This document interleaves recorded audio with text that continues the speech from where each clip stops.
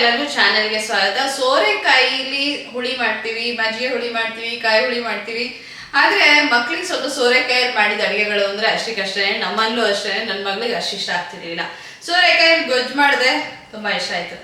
ಸೋರೆಕಾಯಿನಲ್ಲಿ ಸಾಗು ಮಾಡಿದ್ ಬೇರೆ ಅದೊಂದು ರೀತಿ ಹಿಟ್ಟಾಯ್ತು ಅಂತಾನೆ ಹೇಳ್ಬೋದು. ತುಂಬಾ ರುಚಿಯಾಗಿ ಬರುತ್ತೆ, ಮಾಡೋದಕ್ಕೆ ಸುಲಭ. ಯಾಕೆ ಅಂತಂದ್ರೆ ನೀವು ಸಾಗು ಮಾಡೋದಕ್ಕೆ ಮಿಕ್ಸ್ ವೆಜಿಟೇಬಲ್ ಮಾಡ್ತೀರಾ ಅಂದ್ರೆ ಎಷ್ಟೊಂದು ತರಕಾರಿಗಳನ್ನ ಹೆಚ್ಕೊಂಡು ರೆಡಿ ಮಾಡ್ಕೋಬೇಕು. ಆದ್ರೆ ಸೋರೆಕಾಯಿ ಹೆಚ್ಚೋದು ಸುಲಭ, ಹಾಗೇನೆ ರುಚಿ ಕೂಡ ಅಷ್ಟೇ ಚೆನ್ನಾಗಿ ಬಂತು. ಹಾಗಾಗಿ ಇವತ್ತಿನ ದಿವಸದ ರೆಸಿಪಿ ಸೋರೆಕಾಯಿ ಸಾಗು. ಒಂದು ಸೋರೆಕಾಯಿ ಇದ್ರೆ ಅದ್ರೊಳಗೆ ಸಾಗು ಮಾಡಿದ್ರೆ ಜೊತೆಗೆ ನೀವು ಪೂರಿ ಬೇಕಾದ್ರೂ ಮಾಡ್ಕೋಬಹುದು, ಚಪಾತಿ ಮಾಡ್ಕೋಬಹುದು, ಅಕ್ಕಿ ರೊಟ್ಟಿ ಮಾಡ್ಕೋಬಹುದು. ಇಲ್ಲ ಅಂತಂದ್ರೆ ನೀವು ಗೀ ರೈಸ್ ಮಾಡ್ಕೊಂಡು ಅದನ್ನ ಎರಡು ಜೊತೆ ಕಾಂಬಿನೇಷನ್ ಆಗಿ ಕೂಡ ತಿನ್ಬೋದು. ಇಷ್ಟೆಲ್ಲ ಆಪ್ಷನ್ಸ್ ಕೊಟ್ಟಿದ್ದೀನಿ, ತುಂಬಾ ಚೆನ್ನಾಗಿರುತ್ತೆ. ಸೋರೆಕಾಯಿ ಆರೋಗ್ಯಕ್ಕಂತೂ ತುಂಬಾನೇ ಒಳ್ಳೇದು. ಎಲ್ಲರೂ ಹೇಳ್ತಾರೆ ಸೋರೆಕಾಯಿ ತಿನ್ಬೇಕು, ಜ್ಯೂಸ್ ಕುಡೀರಿ ಅಂತ ಹೇಳಿ. ಆದ್ರೆ ಇಷ್ಟೆಲ್ಲ ಮಾಡಕ್ಕೆ ಜ್ಯೂಸ್ ಮಾಡೋದಿರ್ಬೋದು ಅಥವಾ ಇನ್ನೇನೇ ಒಂದು ಆರೋಗ್ಯ ದೃಷ್ಟಿಯಿಂದ ಏನೋ ಮಾಡ್ಕೊಂಡು ಕುಡಿಬೇಕು ತಿನ್ಬೇಕು ಅಂತಾನೆ ಸಾಕಷ್ಟು ಸಮಯ ತಗೊಳುತ್ತೆ. ಆದ್ರೆ ಈ ರೆಸಿಪಿ ಏನಂದ್ರೆ ತುಂಬಾ ಸುಲಭವಾಗಿ ಆಗೋದು, ತುಂಬಾ ರುಚಿಯಾಗಿರುತ್ತೆ. ಜೊತೆಗೆ ತಿಂಡಿಗೆ ನಿಮ್ಗೊಂದು ರೆಸಿಪಿ ಸಿಕ್ತು ಅಂತ ನಾನು ಅನ್ಕೊಳ್ತೀನಿ. ಹೋಗಿ ರೆಸಿಪಿನ ನೋಡ್ಕೊಂಡು ಬನ್ನಿ, ಆಮೇಲೆ ಸಿಗ್ತೀನಿ, ಮಾತಾಡ್ತೀನಿ. ಸೋರೆಕಾಯಿ ಸಾಗು ಮಾಡಬೇಕು ಅಂದರೆ ಮೊದಲನೇದಾಗಿ ಸೋರೆಕಾಯಿನ ಹೆಚ್ಕೋಬೇಕು. ಚೆನ್ನಾಗಿ ಎಳೆದಾಗಿರೋದು ಅಂದರೆ ಬೀಜ ಎಲ್ಲ ಬಲ್ತು ಬೆಂಡೆಲ್ಲ ಬಂದಿರಬಾರ್ದು. ಚೆನ್ನಾಗಿರೋ ಸೋರೆಕಾಯಿನ ತೊಗೊಂಡು ನೀಟಾಗಿ ತೊಳೆದು ನಂತರ ಸಿಪ್ಪೆನ ತೆಗಿಬೇಕಾಗತ್ತೆ. ಈ ಸಿಪ್ಪೆನ ಬಳಸಿ ಕೂಡ ಒಂದು ಪಲ್ಯ ಮಾಡ್ತಾರೆ, ಗೊತ್ತಾ ನಿಮಗೆ? ಗೊತ್ತಿದ್ರೆ ಕಾಮೆಂಟ್ ಸೆಕ್ಷನಲ್ಲಿ ಬರೆದು ತಿಳಿಸಿ. ನಾನು ಕೂಡ ಹೀಗೆ ಬೇರೆಯವ್ರು ಮಾಡೋದು ನೋಡಿರೋದು, ನಾನು ಯಾವತ್ತೂ ಪ್ರಯತ್ನ ಪಟ್ಟಿಲ್ಲ.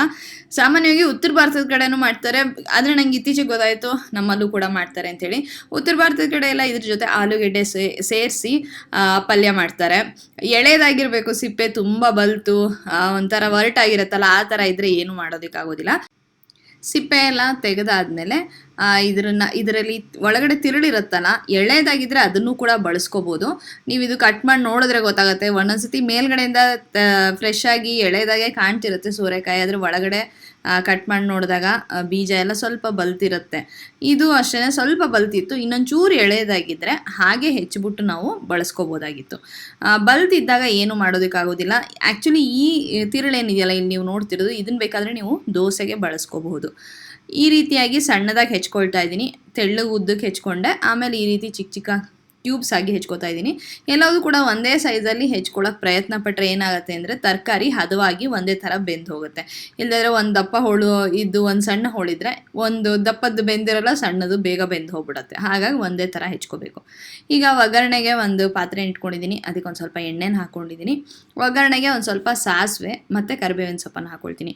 ಬೇಕಾದರೆ ನೀವು ಈ ಒಗ್ಗರಣೆನ ಸಾಗು ಎಲ್ಲ ಮಾಡಾದ್ಮೇಲೆ ಮೇಲ್ಗಡೆ ಕೂಡ ಹಾಕೋಬೋದು. ಅಂದರೆ ಈ ಸಾರು ಹುಳಿಗೆಲ್ಲ ಒಗ್ಗರಣೆ ಹಾಕೋತೀವಲ್ಲ, ಆ ಥರ ಕೂಡ ನೀವು ಇದಕ್ಕೆ ಹಾಕೋಬೋದು. ನಿಮಗೆ ಬೇಕು ಅನಿಸಿದ್ರೆ ಒಂಚೂರು ಹಿಂಗನ್ನು ಹಾಕೋಬೋದು. ಇದಕ್ಕೆ ಸಾಮಾನ್ಯವಾಗಿ ಈರುಳ್ಳಿ ಬೆಳ್ಳುಳ್ಳಿ ಯಾವುದನ್ನೇ ಹಾಕೋದಿಲ್ಲ, ಹಾಕಿದ್ರೆ ಚೆನ್ನಾಗಿ ಬರೋದಿಲ್ಲ.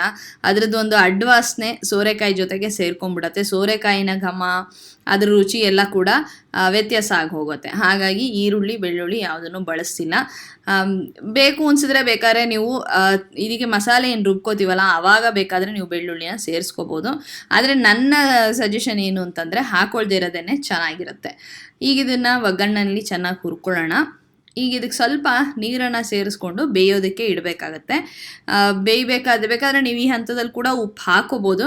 ಸಾಮಾನ್ಯವಾಗಿ ನಾನೇನು ಮಾಡ್ತೀನಿ ಅಂದರೆ ಮಸಾಲೆ ಎಲ್ಲ ರುಬ್ಬಿದ್ದು ಹಾಕಿದ್ಮೇಲೆ ಒಟ್ಟು ಕ್ವಾಂಟಿಟಿನ ನೋಡಿಕೊಂಡು ಸರಿಯಾಗಿ ಉಪ್ಪನ್ನು ಸೇರಿಸ್ಕೋತೀನಿ. ಅಥವಾ ಈ ಥರ ಕೂಡ ಮಾಡ್ಬೋದು. ಸ್ವಲ್ಪ ಉಪ್ಪು ಇವಾಗ ಹಾಕ್ಕೊಂಡು ಆಮೇಲೆ ಉಳಿದಿದ್ದ ಉಪ್ಪನ್ನು ಆಮೇಲೆ ಹಾಕ್ಕೋಬೋದು. ಎರಡೂ ಕೂಡ ಯಾವ ಥರ ಬೇಕಾದರೂ ನೀವು ಮಾಡ್ಬೋದು. ಈಗ ಇದಕ್ಕೆ ನೀರನ್ನು ಹಾಕಿದ್ದೀನಿ. ಬಿಸಿನೀರಾರು ಹಾಕ್ಕೊಳ್ಳಿ, ತಣ್ಣೀರಾರು ಹಾಕ್ಕೊಳ್ಳಿ. ಈಗ ತರಕಾರಿ ಬೇಯೋದಕ್ಕೆ ಇದನ್ನು ಮುಚ್ಚಿಟ್ಬಿಡೋಣ.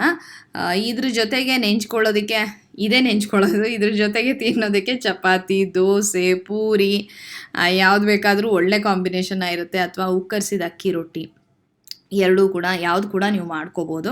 ಸ್ವಲ್ಪ ಉಪ್ಪು ಹಾಕಿದ್ದೀನಿ, ಆಮೇಲೆ ಮತ್ತೆ ಬೇಕು ಅನಿಸಿದ್ರೆ ಮತ್ತೆ ನಾನು ಹಾಕ್ತೀನಿ. ಈಗ ಮಸಾಲೆ ಪದಾರ್ಥಗಳು ಏನೇನು ಬೇಕು ನೋಡ್ಕೊಂಬರೋಣ ಬನ್ನಿ. ಒಂದು 2 ಟೇಬಲ್ ಸ್ಪೂನಷ್ಟು ಕೊತ್ತಂಬರಿ ಬೀಜ ತೊಗೊಂಡಿದ್ದೀನಿ. ಹಾಗೆ ಒಂದು 3 ಹಸಿರು ಮೆಣಸಿನ್ಕಾಯಿನ ಸ್ವಲ್ಪ ಎಣ್ಣೆಯಲ್ಲಿ ಹುರಿದು ತೆಗೆದಿಟ್ಕೊಂಡಿದ್ದೀನಿ. ಹಸಿ ಕೂಡ ನೀವು ಹಾಕೋಬೋದು, ಆದರೆ ನಾನು ಹಾಕೋದಿಲ್ಲ. ಒಂದೊಂದು ಸತಿ ಅದರಿಂದ ಅಸಿಡಿಟಿ ಆಗೋ ಸಾಧ್ಯತೆ ಇರುತ್ತೆ. ಹಾಗಾಗಿ ಮೆಣಸಿನ್ಕಾಯಿನ ಹುರಿದು ಇಟ್ಕೊಂಡಿದ್ದೀನಿ. ಶುಂಠಿ, ಚಕ್ಕೆ, ಲವಂಗ, ಒಂದು ಸ್ವಲ್ಪ ಏಲಕ್ಕಿ ಮತ್ತು ಗೋಡಂಬಿ ಮತ್ತು ತೆಂಗಿನ ತುರಿ, ಇದಿಷ್ಟು ಮಸಾಲೆ ಪದಾರ್ಥಗಳು ಬೇಕಾಗುತ್ತೆ. ಇದರೊಳಗೆ ಒಂದೇ ಒಂದು ಹಸಿರು ಮೆಣಸಿನ್ಕಾಯಿ ಮಾತ್ರ ಹುರಿದಿರೋದು, ಇನ್ನೆಲ್ಲವುದು ಕೂಡ ಹಸಿ ಪದಾರ್ಥ. ಇದಕ್ಕೆ ಗಸಗಸೆ ಮತ್ತು ಹುರ್ಗಡ್ಲೆನ ಸೇರಿಸ್ಕೋಬೇಕು. ಹುರ್ಗಡ್ಲೆ ಇಲ್ಲಿ ನಾನು ಹಾಕೋದು ಮರ್ತುಬಿಟ್ಟಿದ್ದೀನಿ, ಆಮೇಲೆ ಹಾಕ್ತೀನಿ.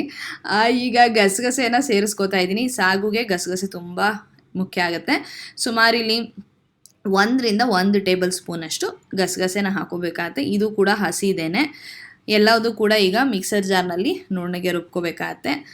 ಇದ್ರ ಜೊತೆಗೆ ನಿಮಗೆ ಬೇಕು ಅನಿಸಿದ್ರೆ ಸ್ವಲ್ಪ ಕೊತ್ತಂಬರಿ ಸೊಪ್ಪನ್ನ ಸೇರಿಸ್ಕೋಬೋದು. ಆದರೆ ನಾನು ಕೊತ್ತಂಬರಿ ಸೊಪ್ಪನ್ನ ಸೇರಿಸ್ತಿಲ್ಲ, ಯಾಕೆಂದರೆ ಬಣ್ಣನೂ ಬದಲಾಗಿ ಹೋಗುತ್ತೆ. ನನಗೆ ಸೋರೆಕಾಯಿದಲ್ಲಿ ಒಂದು ಏನು ತಿಳಿ ಹಸಿರು ಇರುತ್ತಲ್ಲ ಅದೇ ಬಣ್ಣ ಉಳ್ಕೊಳ್ಳಿ ಅಂಥೇಳಿ.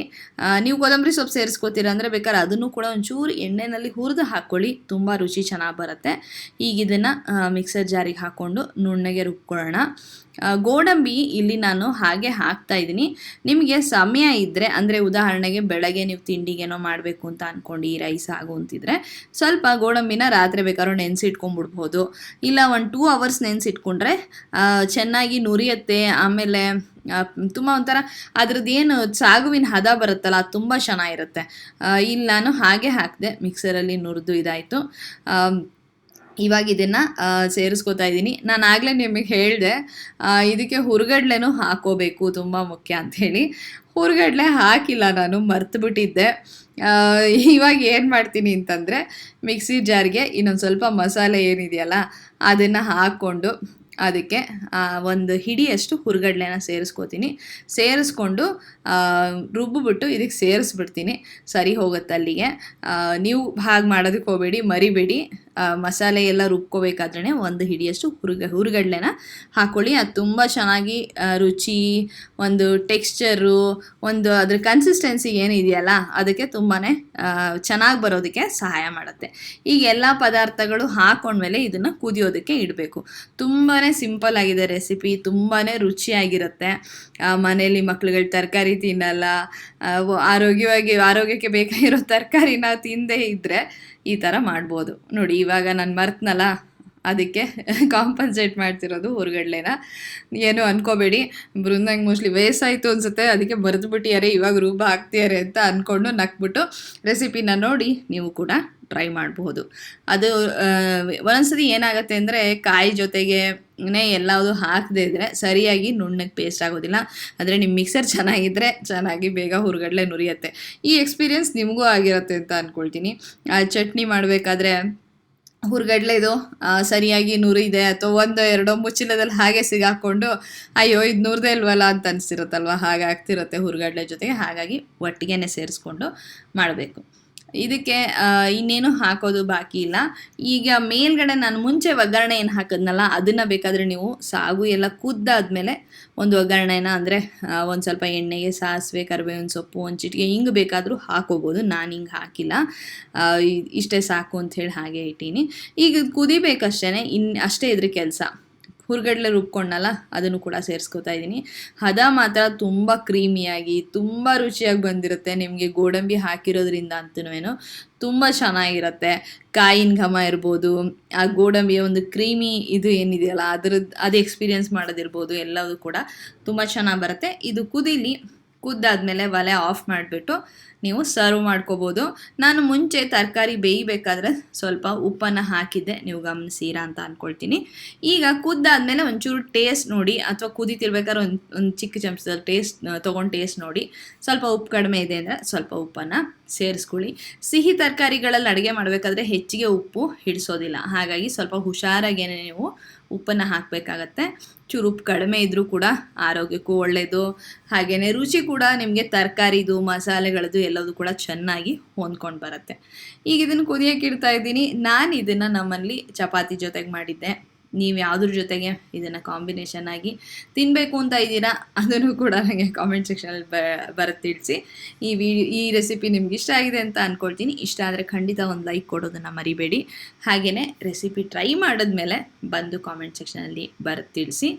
ಜೊತೆಗೆ ಒಂದು ತಿಂಡಿಗಿರ್ಬೋದು ಅಥವಾ ನಿಮ್ಮನೆಗೆ ಯಾರೋ ಗೆಸ್ಟ್ ಬರ್ತಾರೆ ಅಂತ ಇರ್ಬೋದು, ಇದನ್ನು ಒಂದು ಸೈಡ್ ಡಿಶ್ ಆಗಿ ಮಾಡೋದಕ್ಕೆ ತುಂಬ ಚೆನ್ನಾಗಿದೆ. ರೆಸಿಪಿನ ನೀವು ಕೂಡ ಟ್ರೈ ಮಾಡಿ ನೋಡಿ. ಟ್ರೈ ಮಾಡಿದ್ಮೇಲೆ ಬಂದು ಕಾಮೆಂಟ್ ಹಾಕೋದನ್ನ ಮರಿಬೇಡಿ ಹೇಗೆ ಬಂತು ಅಂತ ಹೇಳಿ. ದೀಪಾವಳಿ ಹಬ್ಬ ಬರ್ತಾ ಇದೆ. ಹಬ್ಬದಲ್ಲಿ ಕೆಲವ್ರ ಮನೆಯಲ್ಲಿ ಪೂರಿಗಳು ಮಾಡೋ ಇದಿರುತ್ತೆ, ಪದ್ಧತಿ ಇರುತ್ತೆ. ಪೂರಿ ಮಾಡ್ತಿರ್ತಾರೆ ಅಥವಾ ಇನ್ಯಾವುದೇ ತರ ಉಕ್ಕರಿಸಿದ ರೊಟ್ಟಿಗಳು ಕೂಡ ಮಾಡ್ತಾರೆ.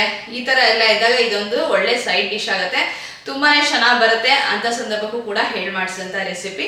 ಇಷ್ಟ ಹೇಳ್ತಾ ಈ ವಿಡಿಯೋನ ಮುಗಿಸ್ತಾ ಇದ್ದೀನಿ. ಈ ವಿಡಿಯೋ ನಿಮ್ಗೆ ಇಷ್ಟ ಆಗಿದೆ ಅಂತ ಅನ್ಕೊಳ್ತೀನಿ. ಈ ರೆಸಿಪಿನ ಶೇರ್ ಮಾಡಿ ಇನ್ನೂ ಹೆಚ್ಚಿನ ಜನಕ್ಕೆ ತಲುಪೋದಕ್ಕೆ ನನಗೂ ಕೂಡ ಸಹಾಯ ಆಗುತ್ತೆ. ಲೈಕ್ ಕೊಡೋದನ್ನ ಮರಿಬೇಡಿ. ಸಿಗೋಣ ಇನ್ನೊಂದು ಸುಂದರವಾದ ವಿಡಿಯೋದಲ್ಲಿ. ಅಲ್ಲಿವರೆಗೂ ಧನ್ಯವಾದಗಳು.